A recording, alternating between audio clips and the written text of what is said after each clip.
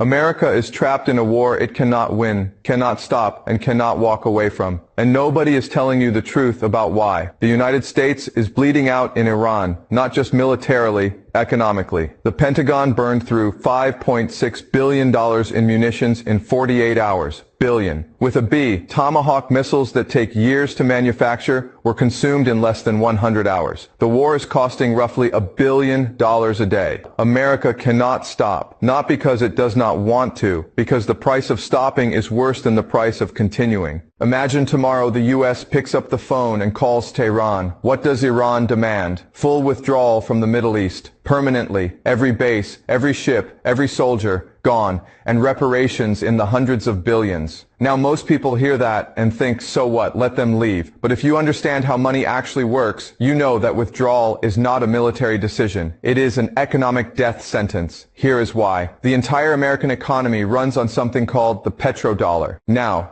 the moment America leaves the Middle East, that protection over the Gulf states vanishes. The only regional power left standing is Iran. The Gulf nations have no choice. They fall under Iranian influence. And the second they do, there is zero reason to keep selling oil in dollars. Zero reason to keep recycling profits into American markets. The petrodollar dies. And with it, the entire foundation of American financial power. A country sitting on $40 trillion in debt with no mechanism to service it. That is not a recession. That is a collapse. But it gets worse. Japan and South Korea are watching this war in real time. They are watching America struggle against a mid-tier regional power and asking themselves a devastating question. If America cannot handle Iran, can it really protect us from China? From North Korea? The answer they are arriving at is no. So they remilitarize. They stop buying American weapons. They stop funding American military infrastructure. Another pillar of the U.S. economy crumbles. Europe draws the same conclusion. If America is retreating from the Middle East, why are we still fighting America's proxy war in Ukraine at catastrophic cost to ourselves? Europe makes peace with Russia. NATO fractures. The 80-year Western alliance system begins to disintegrate.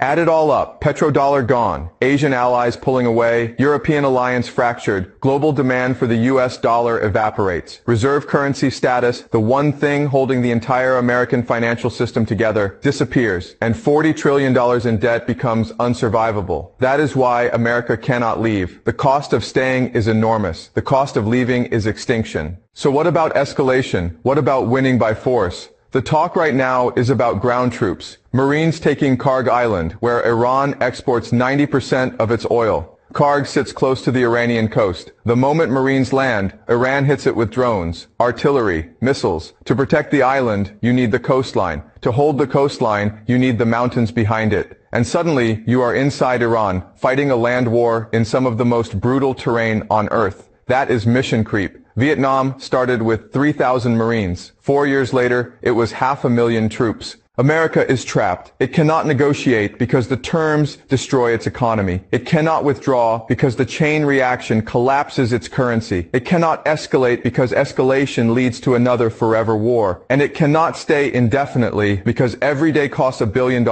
it does not have. This is not a military crisis. This is a financial crisis disguised as a war.